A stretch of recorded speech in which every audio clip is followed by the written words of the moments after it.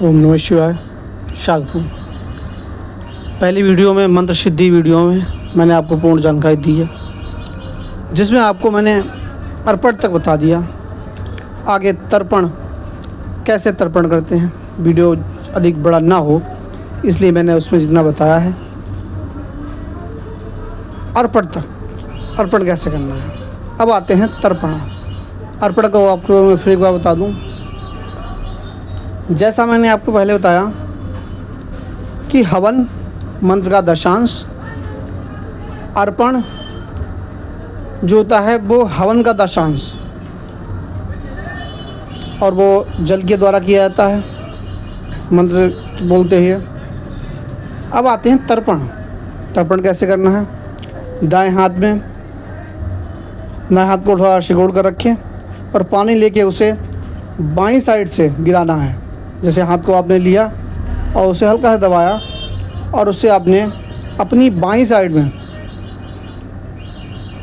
एक तो सीधा होता है एक उल्टा, इसे कहते हैं राइट लेफ़्ट साइड में गिराना होता है, उसे कहते हैं तर्पण। ये कितना करना होता है, जितना आपने अर्पण किया उसका दशांश। जैसे आपने तर्पण किया 1250 बार, अब आप जो अर्पण किया आपने 1250 बार, तर्पण करेंगे आप 125 बार, ये तर्पण हो गया।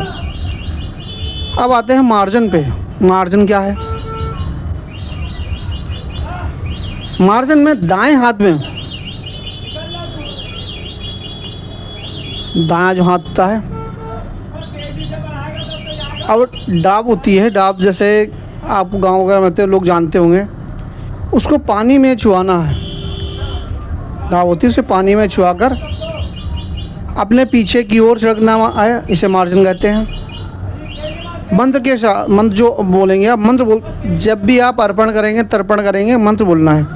उसमें मार्जामी लगाकर करेंगे जितना आपने मंत्र किया है उसका दशांश, और इसमें जितना आपने मार्जामी करना है, इसमें जो आपने अभी तर्पण किया है तर्पण का जो दशांश होगा उतना आपने मार्जाम करना है, इसे मार्जन कहते हैं। इसे ही मंत्र का पुरुष चरण के 5 अंग हैं, जैसा पहले मैंने आपको बताया। इन 5 अंगों को आप अगर करते हैं तो आपका मंत्र सिद्ध हो जाता है। इसके बाद इसे करने के बाद किसी भी गरीब इंसान को, ब्राह्मण को भोजन कराएं, आपका मंत्र सिद्ध हो गया। अब आपने उसकी जब भी आपको उपयोग करना हो आप उसका उपयोग कर सकते हैं।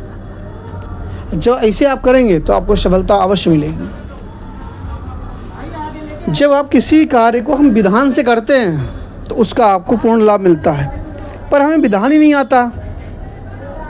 मंत्र जाप कर लेंगे माला पे, इसके अलावा केवल मंत्र से जाप से नहीं होता। ये आपको सिद्ध किया हुआ मंत्र दिया गया और वैसे आप अगर जाप करते हैं, मैं तो कहता हूँ अगर आपको समय है आप कर सकते हैं। सिद्ध किए हुए मंत्र जो प्राप्त होते हैं उनका भी आप करें, उन्हें भी आप ऐसे करते हैं तो आप देखेंगे कि पुरुष चरण आप करते हैं अगर उन मंत्रों का, तो पुरुष चरण करने से आपके उन मंत्रों की पावर बढ़ जाएगी। मंत्र भी आपके काफ़ी काम करेंगे, अधिक काम करेंगे। देखिए, मेरा केवल एक उद्देश्य आपसे कुछ लेना नहीं, कुछ देना नहीं। मेरा देने का यह मतलब है कि मैं आपको धन तो नहीं दे रहा, पर जो आपको ज्ञान दे रहा हूँ, इस ज्ञान के थ्रू आप बहुत कार्य कर सकते हैं, दूसरों का भला कर सकते हैं। और कहीं भी दूसरों को, जैसे आप कई साधक आते हैं, कई जगह लुट चुके होते हैं, तो जैसे आप लोग लुट चुके हैं वैसे कोई दूसरा ना लुटे। उनसे बचने के लिए आप एक कार्य करें, लोगों को बचाने के लिए कार्य करें, आप देखेंगे कैसा लाभ होता है। क्योंकि जितनी भी जानकारी मैं देता हूँ, मुझे जो जानकारी है शास्त्रों में लिखा हुआ है। जो पुरुष चरण का मैंने बताया है आप शास्त्रों में देख सकते हैं। हवन विधान में सारा विधान आपको दिया गया है, मंत्र सिद्धि विधान में सब कुछ दिया गया है, आप देख सकते हैं। इसीलिए मैं आपसे कहता हूँ चैनल को शेयर अवश्य करें, सब्सक्राइब करें, लाइक करें, जिससे आपको निःशुल्क जानकारियाँ प्राप्त होती रही। जिन साधकों ने आज तक मुझसे दीक्षा ली, आप किसी से पूछ लेना, एक पैसा किससे लिया नहीं लिया। फिर निःशुल्क का फ़ायदा क्या है। आपसे पैसे ले लिए जाए, निःशुल्क का फ़ायदे क्या है? बेची नहीं दीक्षा का भी गुरु बेच रही